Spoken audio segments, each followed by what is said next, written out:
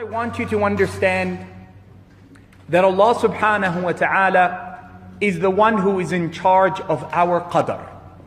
Fate, al-qada wal-qadr, is one of the articles of Iman. And although we're here talking about marriage and love and happiness, always our discussion has to be about our i'tiqad, what we believe and why we believe it, who we believe in and what He's asked of us Subhanahu wa Ta'ala.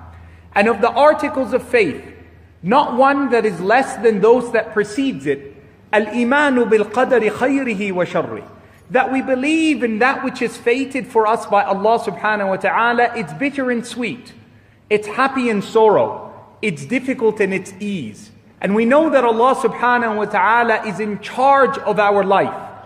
But I wish to speak about qadr in a meaningful way. There's two types of qadr. The first qadr is one that you have no choice in.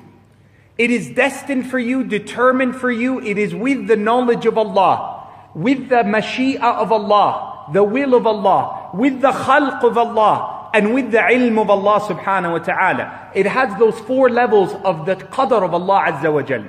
And those are the things that Allah has determined that you are not fit, I am not fit to make decisions in. When I'm born, to what kind of family will I be born?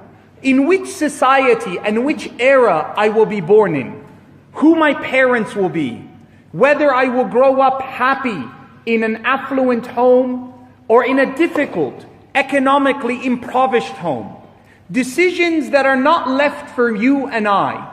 Genetic propensities. Things that I am born with that are a part of my genetic makeup that I have no ability to change and configure. It is determined and set by the knowledge, the will, the creation, and the ability of Allah Azza wa Jal. But there's another qadr. And that qadr is given to my hand and your hand based on the qadr that you have no choice in. And that level of qadr is the qadr that you and I can influence, that your mother can influence.